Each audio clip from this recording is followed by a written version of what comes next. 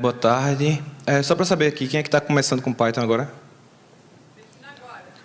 Agora. 6 meses, menos. Isso. Me apresentar logo, eu sou o André, eu trabalho na Vinta, lá de Recife. Uma coisa assim, que eu acho que vale a pena falar é que lá na Vinta a gente sempre tem um espaço para trabalhar com coisas open source. Então, alguns projetos que eu estou trabalhando agora o Junk Templated Mail, que foi de um cara da Austrália, e ele largou, saiu de Python, e a gente pegou, adotou, trouxe ele de volta à vida aí, botou features novas, consertou os bugs, está rodando aí. E esse CDRF, que foi esse foi o que fiz lá na Vinta, e ele é para o Django REST Framework, que é um framework de fazer APIs REST, e ele tem um jeito mais simples de ver a documentação. Então, deixa eu abrir um aqui. Ele deixa o nível de ancestrais das classes plano. Então, você consegue ver o código-fonte bem fácil. Deixa eu voltar aqui.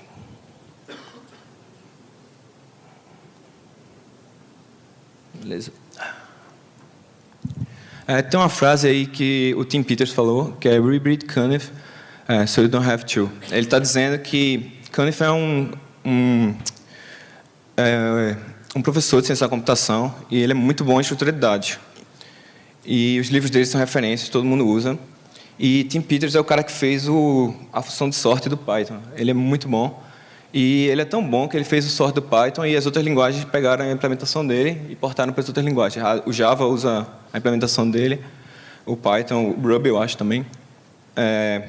Então, o Python, ele abstrai essas coisas para você. Esses caras estudaram muito e fizeram com que você não precise escrever esses códigos.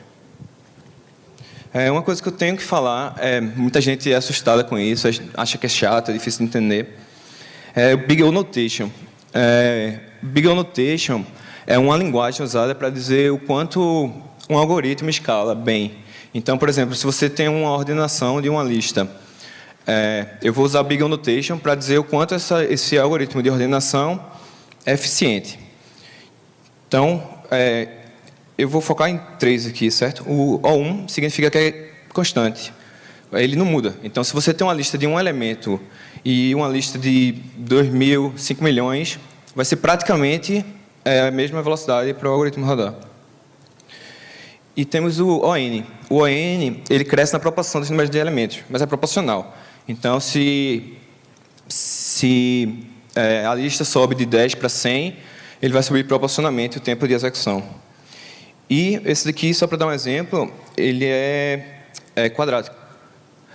E ele é bem complicado. Você pode ver que ele sobe muito rápido, ele vai ficando cada vez mais lento. Quanto mais elementos tiver, pior. Isso você vê normalmente quando você bota, por exemplo, um for dentro de um for, certo? Ou um loop dentro de um loop, no caso. O Bubble Sort é um exemplo dele. O Bubble Sort é uma implementação de ordenação que ele é muito pouco eficiente. Então, um gráfico aqui para vocês terem ideia de quão rápido crescem esses tipos diferentes de notação de O. Só que para essa talk, vocês só precisam entender aqui o constante, que é o O1, o ON, e qualquer coisa acima disso para a gente é ruim. Então, para vocês terem ideia de como isso é ruim, esse é o gráfico de evolução de Pokémon GO. Você subir do level 20 a 40. Essa é a linha azul aí. Então, para essa talk, eu vou falar O1, vocês vão entender que é sempre a mesma coisa, não importa a quantidade de itens na lista. ON, que cresce proporcional, e qualquer coisa acima disso eu vou chamar de O Pokémon GO. Beleza? E tem essa frase aí, que Premature Optimization is the root of all evil. O que é que ele quer dizer aí?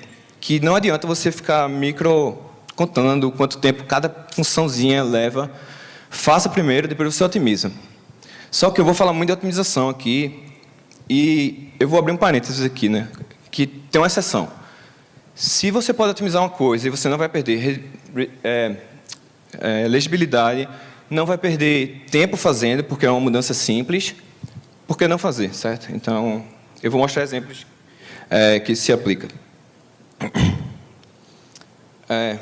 Vamos lá, a primeira estrutura de dados que a gente tem é a lista. Só um detalhe, eu vou rodar os códigos na hora. Se vocês quiserem que eu teste alguma coisa, mude alguma coisa, pode avisar aí. Então, tem uma lista aí, imprimir a lista, beleza? Vamos ver o tamanho dessa lista. Eu posso ver, certo? 178, massa. Então, se eu adicionar um elemento na lista, certo? Vou adicionar um aqui. O que é que vai acontecer? O tamanho da lista vai subir, certo? Errado. O que acontece é que, imagina que você tem uma lista, certo? Isso é uma lista. E essa lista tem 4 elementos. E vamos supor que você quer adicionar um elemento. Só que isso é a memória é compartilhada com o computador inteiro. Então, o que é que aconteceria se depois do 4 eu tivesse alguma coisa, certo? Ia ser complicado. Por quê? Porque eu ia ter que mover a lista para outro lugar. Então, o Python é inteligente. Ele pega e ele já cria uma lista maior, mesmo que você não tenha elementos. E ele vai adicionando. E quando precisa, ele move. Mas ele vai crescendo. À medida que você vai botando, ele vai crescendo, cada vez vai ficando maior, com mais espaço livre.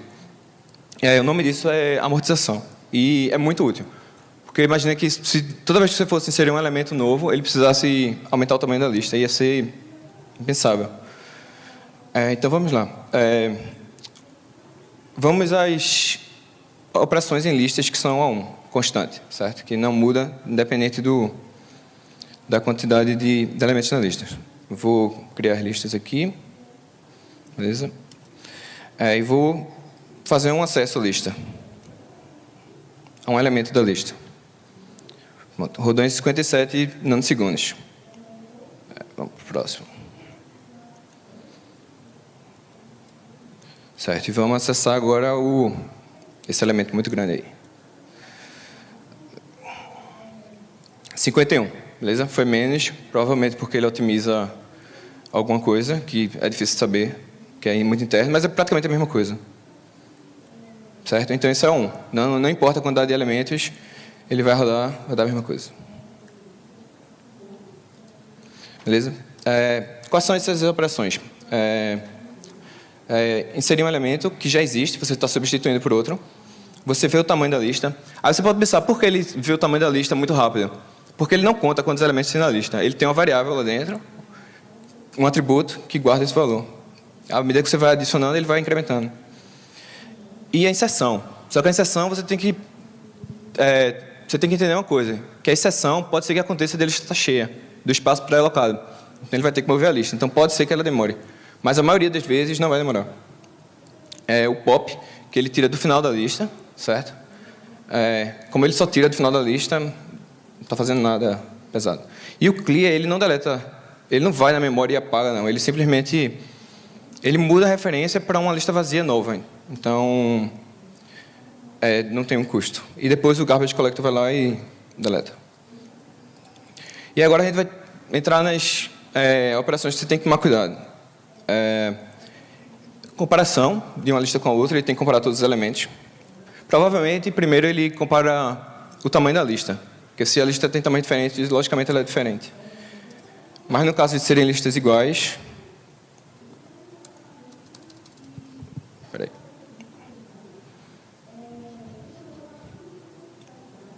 Morreu,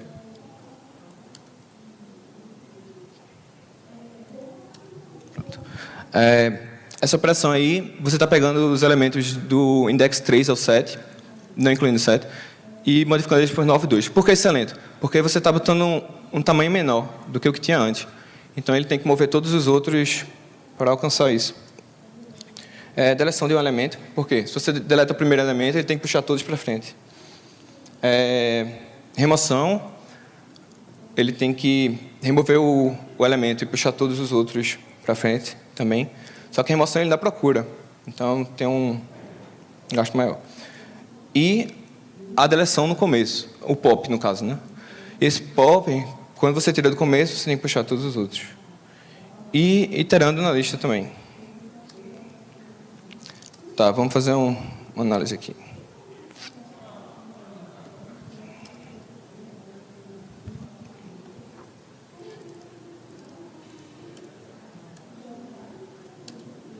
Pronto.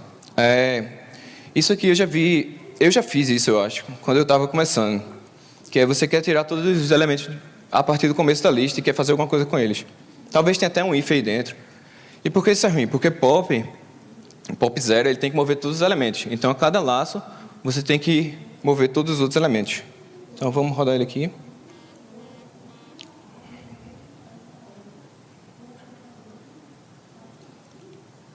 Não está rodando. Calma. Pronto. Rodou, beleza. 2,49 segundos. Isso é o Pokémon Go. Certo? Porque você tem um ON aí dentro e você tem um loop que itera na lista. Então, você tem um N ao quadrado. E aqui, eu vou mostrar como seria o melhor jeito de fazer isso.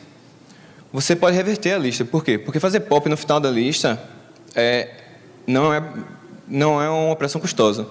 Então, você reverse ela, você dá o pop no final da lista, depois você faz o reverso dela de novo. E rodando isso 15,7 milissegundos. Certo? Então, é uma diferença bem considerável.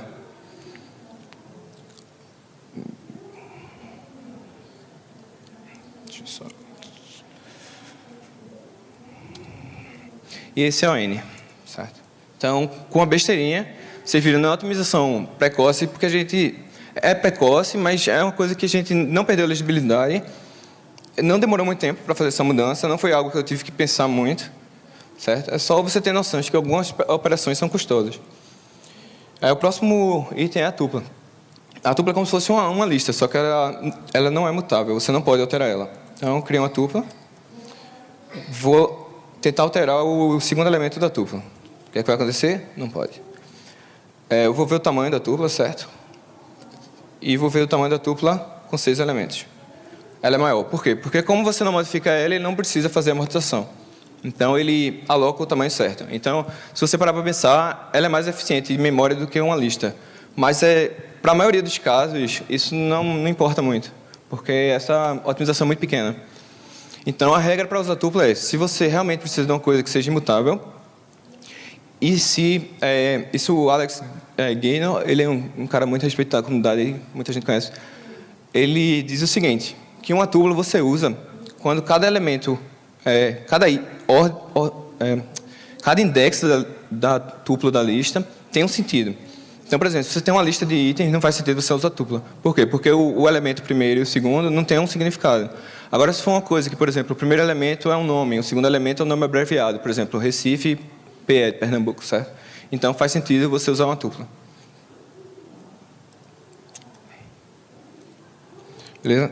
O próximo é set. Um set, ele é como se fosse um conjunto matemático, certo? E ele é como se fosse uma lista, só que ele não tem ordem, se você pensar assim rápido. Só que, como ele não tem ordem, tem umas coisas que a gente pode fazer com ele, que deixam ele muito otimizado, certo? Na parte da implementação no Python. Então, vamos lá. O set, ele possui operações de conjuntos da matemática. Interseção, união, diferença métrica. Tá. E... se eu tentar adicionar uma lista nele, o que vai acontecer? Type error. Por quê? Porque o set ele é muito otimizado e otimizado para ser não ordenado. Então, o que é que ele faz? Ele pega o objeto que você está inserindo e ele chama uma função, que é chamada de função de hash. E essa função de hash ela retorna um número. E aí, ele usa esse número como se fosse um endereço, como se fosse uma rua, por exemplo, para chegar no elemento. Então, se uma coisa muda, como é que você pode representar ela com um número? Então, não dá. Então, você teria que usar uma tupla, no caso. Se você quisesse transformar a lista antes em tupla, depois você poderia usar. A diferença de set para list quanto à performance. Você pode ver que todas essas operações no set são constantes. Então, se você vai fazer uma daquelas 3 ali muito, e a ordem não importa para você, use set, sempre. Um exemplo aqui. Eu vou definir aqui 2 listas, certo? Uma grande e uma pequena. E eu quero fazer uma função que ela retorne outra lista com os elementos da lista, só que não duplicados. Então, aqui eu fiz com a lista. Esse sim é uma lista, certo? Estou rodando aí, em 2. Aí o que é que ele faz? Ele vai, percorre a lista, vê se tem no sim, que é visto. Se não tiver no visto, ele insere no itens, insere no sim. Então, ele vai ficar sempre vendo se o elemento já apareceu ou não. E você vê que demora um bocadinho. Pronto, a lista pequena demorou 1,82 milissegundos. É porque ele roda várias vezes para ver qual é o melhor resultado.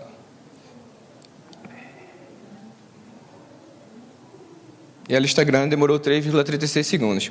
Então, vamos mudar isso aqui para um 7 e ver o que acontece. E aqui, no caso, é um add, no 7. E vou rodar.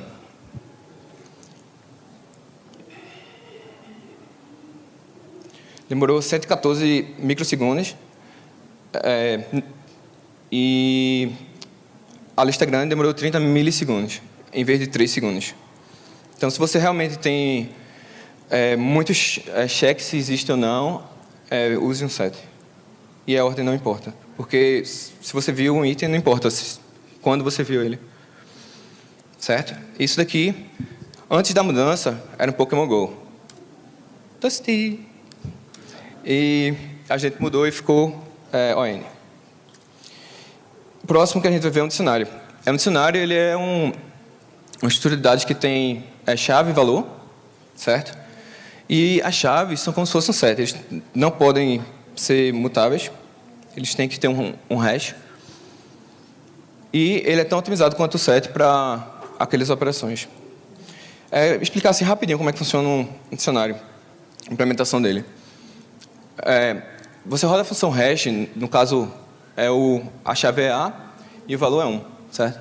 Então, quando você roda um hash, ele retorna um inteiro. Você bota o inteiro ali. Então, como essa função hash é muito rápida, sempre que você tiver um A e você rodar, vai dar aquele valor. Então, ele vai achar muito fácil na lista, certo? Porque ele vai ver onde é que está. Só que o hash ele não é obrigatoriamente único para cada objeto. Então, pode acontecer de ser igual. No caso, o I e o Q foram iguais. Então, o que essa implementação faz? Ela faz uma lista aí dentro. Então, você roda o hash, acha qual é a lista que o item está, você percorre ela e pega o valor que você quer. Essa não é a implementação do Python, só que é mais fácil de entender essa. E a do Python ela é um pouquinho mais difícil de entender, só que a implementação é mais simples e é um pouquinho mais performática. Então, quem quiser saber mais, esse link que está aí, ele tem explicando como é a implementação do Python.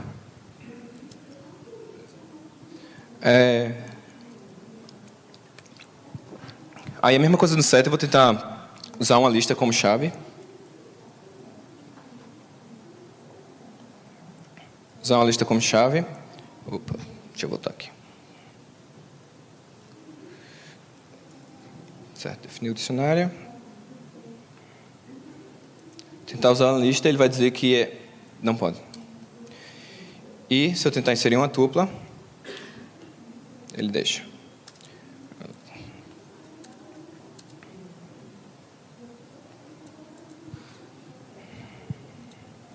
Pronto. Uma coisa interessante é o Frozen Set, que ele deixa você usar um set como uma chave. Então, se você tem uma coisa que a ordem não importa e que você quer ver se está no dicionário, você pode usar como chaves o Frozen Set. Porque se você usar uma tupla, o que é que vai acontecer? Se eu quero que 1,2, a tupla 1, 2, seja 2 e 1 também, eu não vou achar a chave, porque é diferente. Mas um Frozen Set vai ser a mesma coisa. Ele vai achar. Deixa eu rodar aqui. Pronto. Agora ele tem um Frozen Set com valor de full. E é rápido. É tudo O1 aquelas operações, porque ele usa um set internamente para cada chave. E ele é amortizado assim como uma lista. Só que ele assim, em termos de performance de memória, ele gasta mais do que uma lista em termos de espaços alocados sem estar sendo usado. Isso é para poder ter menos colisões naquela tabela e ser mais eficiente o dicionário. Então, um dicionário, normalmente, ele só tem até 2/3 cheio. O resto é espaço em branco. Quando chega em 2/3, ele realoca e deixa grande de novo, com muito espaço sobrando. Mas, em compensação, fica muito mais rápido. Eu vou entrar agora. Tudo que eu falei até agora foi built-in. Você não precisa dar import nada, é só usar. O Collections, ele está no Python, é só dar import Collections lá. E eu vou começar a falar deles agora, que vai ter algumas coisas mais específicas. A gente tem o counter, certo? Tenho que dar import nele. E se eu passar uma lista aqui, o que é que ele vai fazer? Ele vai contar cada elemento, vai criar como se fosse um dicionário, e cada chave é a contagem. certo? E aí você pode fazer, por exemplo, incrementar o valor. O A foi para 3 agora. Eu posso... se eu acessar um valor que não existe, o que é que vai acontecer? Ele retorna 0. Por quê? Porque ele é um contador, então eu vou poder fazer mais igual a 1, mesmo que o elemento não exista. Ele vai passar para 1, porque o default dele é 0. E ele tem funções adicionais, por exemplo, o most common, que ele vai retornar os 3 mais comuns. A gente tem o update, certo? Que funciona como dicionário normal de Python. Ele atualiza por cima. Temos o dequeue, que é uma lista linkada. E como é que isso funciona? Cada elemento tem um link para o próximo, é simples. E ele pode entrar pelos dois lados, tanto pelo começo como pelo fim. Listas são lentas quando você acessa o primeiro, ou deleta o primeiro, insere no começo, porque elas têm que mover todos os elementos. Aí não, ele só precisa mudar a ligação de cada elemento. Então é rápido. Só que o acesso é ON. Por quê? Porque ele tem que começar do começo, do fim, ele vê como é que está mais perto. E ele tem que sair percorrendo elemento por elemento para chegar no que ele quer. Vou criar um dequeue aqui, 3. Vou adicionar um valor, 4. Funciona, feito uma lista mesmo. Você pode dar um append left, certo? Vai adicionar lá. Pode dar um pop, left, right, left e do outro lado.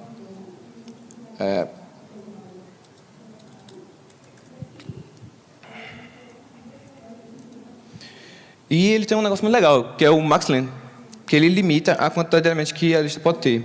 Então, quando passa da quantidade, que você bota mais um, ele tira o primeiro. Então, isso é muito útil para fazer buffer, para fazer, por exemplo, qual foi os últimos elementos que eu vi, tipo um cache. Bem legal. Eu vou rodar aqui um teste rápido aqui. Deixa eu rodando logo e vou explicando. O primeiro ele itera com for, e o segundo ele itera por index.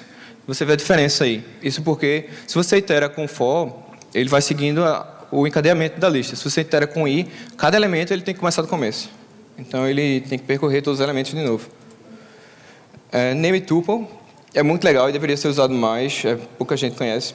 É uma tupla, só cada elemento tem um nome, certo? Então, por exemplo, um ponto é o caso clássico, certo? Tem 2 e 3.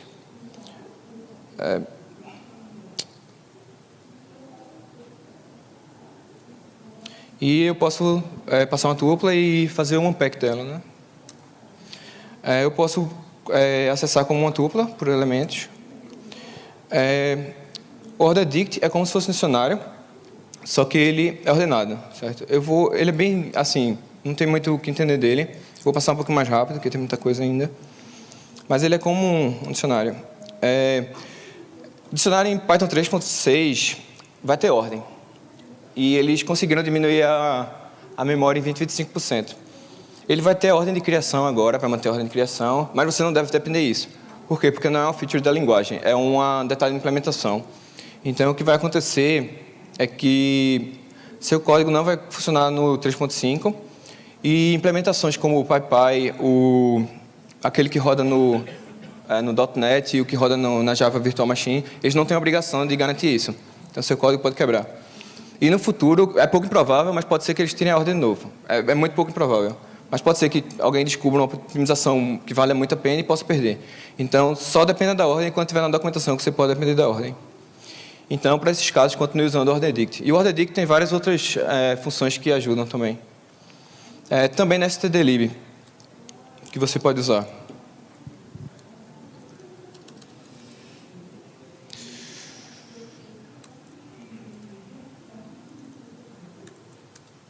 O heap-kill, que ele é como se fosse uma lista e você consegue deixar ele ordenado à medida que você vai inserindo. Então, você não precisa estar ordenando ele. Um array, que é um array de baixo nível, ele é feito em C. É muito bom para comunicar com libs em C. O struct, que é uma estrutura de dados que você define. Então, você pode ter, sei lá, 2 inteiros, um float e um caractere. E é muito bom para se comunicar com C também. A gente tem o byte, que é imutáveis, e o byte arrays, que é imutáveis, que são uma lista de bytes. Tem o chain map, que é como se fosse vários dicionários, só que ele tem uma regra, que é o seguinte: quando o primeiro dicionário não tem, ele vai para o próximo. Então, você pode fazer, por exemplo, valores defaults com isso. Se não tem o valor do usuário, vai para o default. E tem o default dict, que ele, quando não tem um elemento, ele retorna alguma coisa fixa. Por exemplo, uma lista vazia. Ainda não achou que precisa, tem o button, mas não é esse button, é o buttons. Tem muita coisa lá nessa lib de estrutura de dados. Tem o mapping types, que ele tem, por exemplo, um order map dict, multiple dict. É um dicionário ordenado que tem múltiplos valores. Então, se você insere numa chave, ele não vai sobrescrever o que tinha antes. Ele fica como se fosse uma lista mesmo. Tem o named utils, que tem o named tuple com mais coisa, e tem o named list. O queue-utils, que tem filas de prioridades. Index set, que são sets ordenados, mais um monte de coisa. Vou passar um pouco rápido aqui, mas o que você precisa entender dessa parte aqui é que um dicionário, você não deveria estender o dict, porque ele é meio imprevisível. Por exemplo, aqui eu defini que ele deveria retornar de T1 e ele não retornou. Ele retorna 2. Só que, se eu acessar assim, ele retorna... Opa. Ele retorna 2. Ele retorna none. É como se não tivesse. Então, é difícil você estender dict. Você tem que conhecer bem como é que funciona o dict. E aí, muito melhor do que isso é você usar um abstract base class. E na documentação, você vai lá, o multiple mapping, e ele diz exatamente o que você tem que sobrescrever. Então, no caso, eu fiz um dicionário que ele tem traduções, só que ele é case sensitive. Deixa eu rodar ele aqui, definir ele, certo? E aí eu venho aqui, acesso ele, e eu posso acessar ele normal, e ele vai voltar com case sensitive, certo? Vou passar aqui.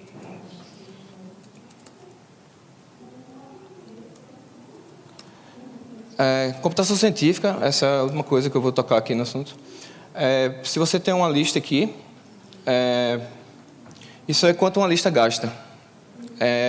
Se você está fazendo computação científica com coisas gigantes, vai ser complicado você ter esse uso todo de memória, porque uma lista tem muita coisa que, para fazer cálculo, por exemplo, você não precisa.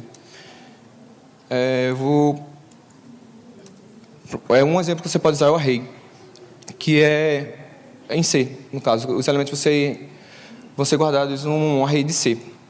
E ele vai ocupar menos memória, certo? Quase menos de um terço. Só que, quando você faz uma soma de uma lista, ele demora esse tempo aqui. Quando você... Está rodando aí? Pronto. Quando você roda uma soma de um array, ele demora um pouquinho mais. Por quê? Porque ele tem que converter todo o valor em Python antes de somar. Então, ele cria um objeto Python novo e soma para todo o valor do array. Então, isso é muito lento. E aí, existem libs próprias para isso, como o NumPy. O NumPy, ele tem o próprio array dele e ele tem o próprio sum dele. E aí, ele faz isso em 59 microsegundos. Dúvidas? Quem tem perguntas? Olá.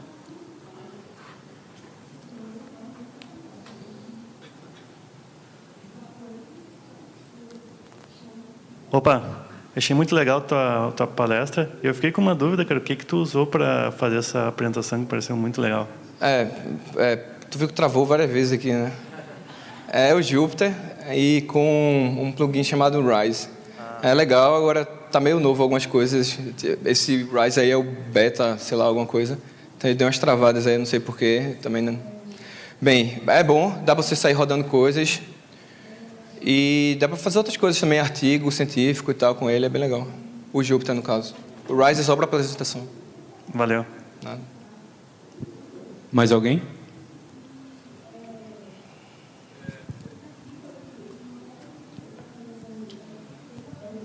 Bom, parabéns pela apresentação. Você conhece alguma estrutura de dados para matrizes esparsas? Matrizes, por exemplo, de, sei lá, 1 milhão por 1 milhão, que tem apenas 100 mil pontos ocupados, vou processar em cima disso? No NumPy tem arrays de matriz muito otimizada, então com certeza pode usar lá que vai ser tranquilo. Ok, obrigado.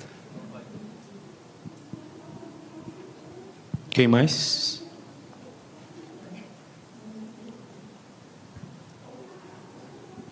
Oi.